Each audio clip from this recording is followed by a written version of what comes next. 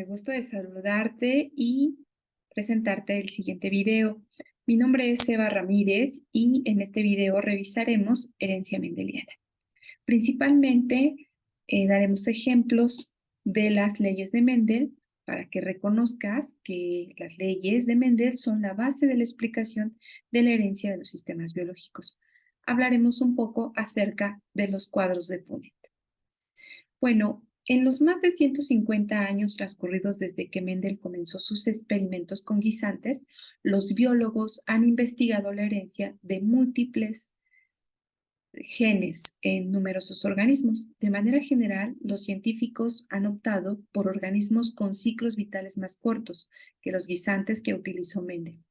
Por ejemplo, han trabajado con la mosca de la fruta, Drosophila melanogaster, y más recientemente con una pequeña planta con flores llamada Arabidopsis thaliana.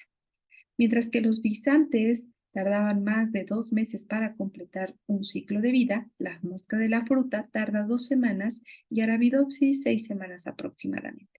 Por tanto, las investigaciones llevadas a cabo desde que la primera y la segunda ley de Mendel fueron propuestas han demostrado que estas leyes explican los mecanismos hereditarios para la gran mayoría de los rasgos eucarióticos. Sin embargo, algunos patrones hereditarios son más complejos que los que Mendel estudió. Como te habrás dado cuenta, este tema explica los diversos mecanismos de la herencia biológicamente mendeliana y en este video analizaremos los distintos patrones hereditarios y conceptos clave. Retomemos el primer experimento que Mendel utilizó, en donde cruzó guisantes que poseían diferentes alelos para un gen.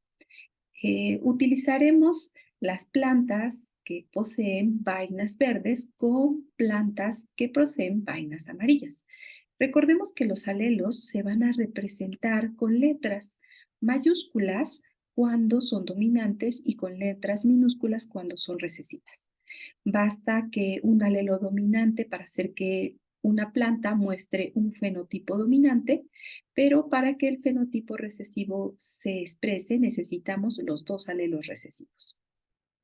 Mendel cruzó estas plantas de líneas puras, que así se les denomina cuando tenemos los dos alelos, en este caso A mayúscula o A minúscula cuando son recesivos.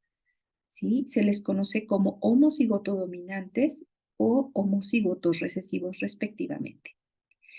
En esta cruza que realizó Mendel, el resultado fue que todas las plantas, a las cuales vamos a llamar F1 o filial 1, poseían vainas de color verde con un genotipo A mayúscula y A minúscula, a la cual denominaremos heterocigotos. El porcentaje es del 100% de organismos que van a tener un fenotipo verde y un genotipo heterocigoto. Posteriormente, Mendel permitió que estas plantas provenientes de la F1 se cruzaran entre sí y llamó a la descendencia de este cruzamiento como segunda generación filial o F2. Cuando plantó los guisantes de la F2, descubrió que casi el 75% de las plantas resultantes presentaban vainas verdes y el 25% presentaban vainas amarillas. Mendel interpretó a estos resultados argumentando que el rasgo de la vaina amarilla estaba presente en las plantas de la F1, pero que de alguna manera el rasgo visible vaina verde los ocultaba. Llamó al rasgo visible dominante y al oculto lo llamó recesivo. El cruzamiento de las plantas F1 permitió que los rasgos recesivos reaparecieran en la generación F2, lo que permitió describir la primera ley de Mendel o el principio de la segregación. Entonces, ¿por qué desaparecen estas variantes recesivas y luego reaparecen en proporciones constantes? Bueno, para ello tenemos que recordar que las características hereditarias están determinadas por genes que pueden separarse uno del otro. Esto puede explicarse fácil porque los genes presentes en la F1 están en pares, Por tanto, un miembro de cada par sería heredado del progenitor femenino y el otro del progenitor masculino. Mendel continuó con sus trabajos analizando la descendencia de líneas puras que diferían de 2 caracteres. Y ahora necesitamos una simbología más general que nos permita representar genotipos que incluyan 2 genes. Para ello vamos a utilizar 2 caracteres concretos con los que Mendel también trabajó. Fue el analizar el color y la forma de la vaina. Entonces, en este caso, color verde y la forma de la vaina lisa, que va a estar determinado por un genotipo AA mayúscula, BB mayúscula, las dos. Y el otro fenotipo que va a ser amarillo rugoso, que va a tener un genotipo AA minúscula, BB minúscula. Por otro lado, los genotipos de la forma de la vaina eran lisos determinados por el alelo B mayúscula y rugosos determinados por el alelo B minúscula. Al analizar este cruzamiento se partió de 2 líneas parentales puras. Una de ellas tenía vainas lisas verdes y la otra rugosas y amarillas. Aquí vemos representados los genotipos de cada uno. El cruzamiento entre estas 2 líneas produjo vainas de la F1 híbridas de genotipo heterocigoto para ambos alelos, que según Mendel descubrió eran lisas y verdes. Este resultado demostró la dominancia de A mayúscula sobre A minúscula y la de B mayúscula sobre B minúscula. A continuación, Mendel realizó el cruzamiento de híbrido, permitiendo obtener la generación F2. Veámoslo en el siguiente esquema. Para ello, lo que vemos es el resultado de la cruza del primer experimento de Mendel, que puede ser representado a través de un tablero que fue inventado en 1905 por el genetista británico Reginald Grundal Punnett. Este sistema se puede implementar al hacer un cuadro.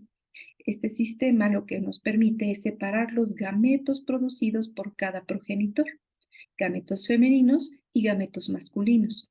Los cuadros van a ser rellenados ya que van a representar las posibles combinaciones de alelos que pueden darse como resultado de la fertilización. Aquí vemos la manera en la que se van rellenando cada uno de los cuadros internos representando las posibles combinaciones de gametos. Ahora analizan el cruzamiento ambas plantas padres que sabemos eran heterocigotas.